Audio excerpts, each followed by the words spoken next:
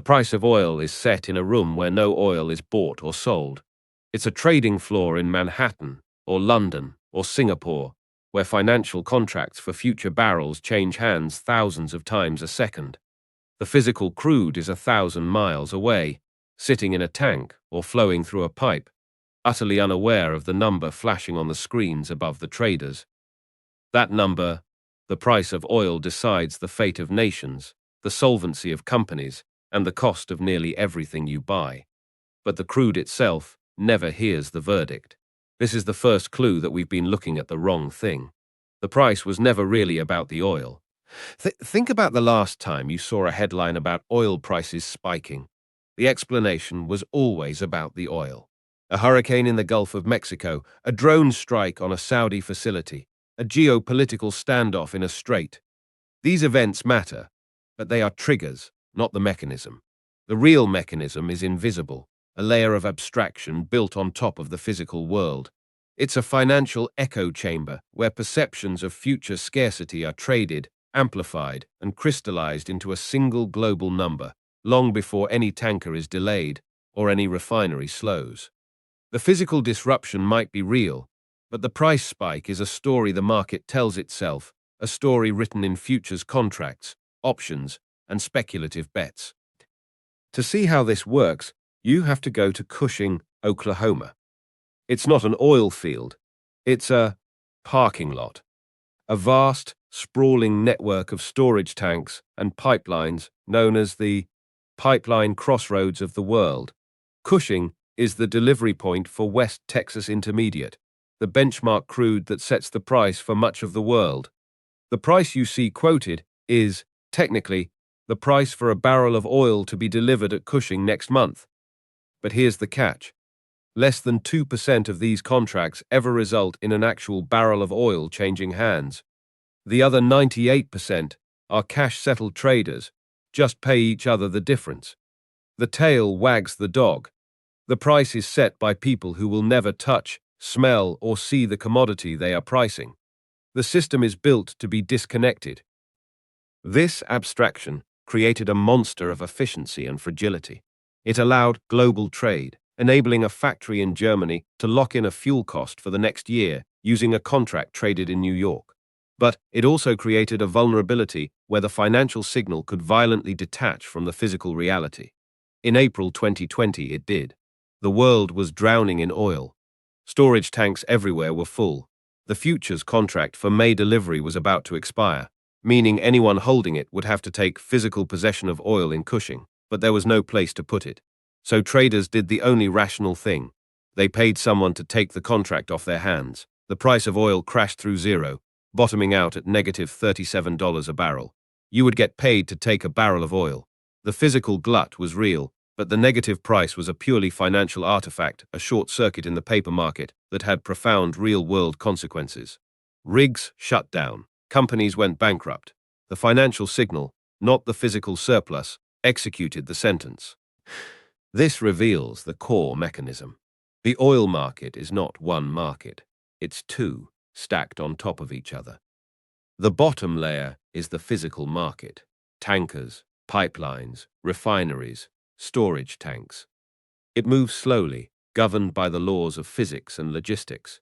The top layer is the paper market: futures, options, swaps, ETFs.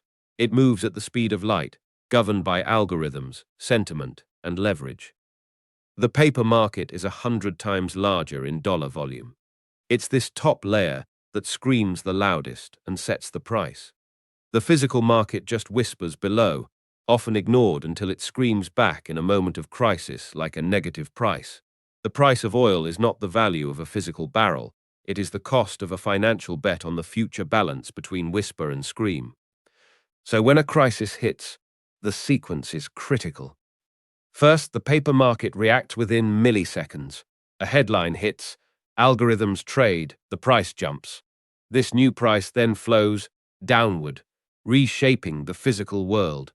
A higher futures price makes it profitable to pull oil out of storage and sell it now. It makes it viable to restart a marginal well. It changes the economics of every shipment on the water. The financial signal commands the physical infrastructure to move. The price isn't reporting on a current shortage. It is issuing an order to create or destroy future supply. It is a management system for global inventory, using money as its instruction set. This is why the price can seem irrational. In the summer of 2008, oil hit $147 a barrel. The world wasn't physically out of oil. Tankers were still sailing, but the paper market was pricing in a perception of perpetual future scarcity and explosive demand growth. The price was a forecast, amplified by billions of dollars in speculative bets.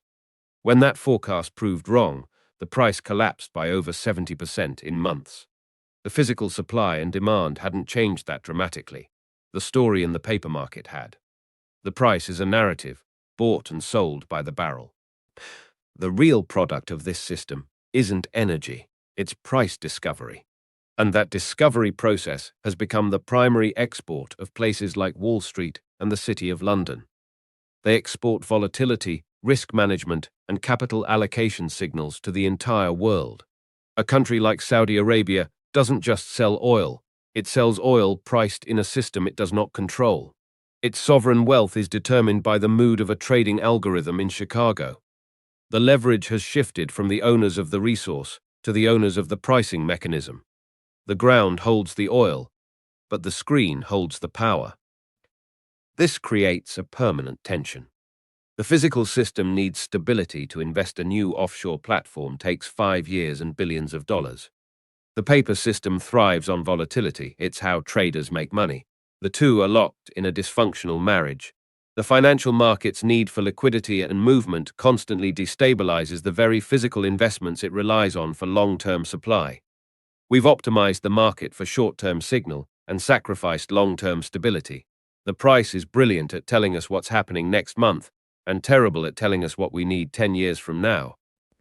Now you see the structural truth. The price of oil was never about oil, it was about time. It is the going rate for moving a barrel of energy from the future into the present. The entire edifice is a temporal arbitrage machine, a global coordination tool for when to pump, when to store, and when to consume. The number on the screen is a collective verdict on the future, rendered in the present. With absolute authority over the past, it decides which old wells are worth keeping open and which ancient seabeds are worth exploring. We built a clock that sets the rhythm for the entire industrial world, and we let the most impatient, leveraged corner of the finance world wind it. The system feels omnipotent until the moment the two layers tear apart. When storage fills and the paper contract demands a physical barrel that no one can take, the price goes negative. When a war disrupts flows and the paper market prices in endless disruption, the price spikes to destabilizing heights. These aren't anomalies, they are the system working as designed. The fragility is a feature. The volatility is the product. We outsourced the heartbeat of industrial civilization to a market designed to profit from its arrhythmia. Most people assume high oil prices mean we're running out. Drop your answer below. I'll break down why that's almost never the real reason in the next episode. If this gave you a new perspective, hit subscribe. The hidden infrastructure is always there. Now you know where to look.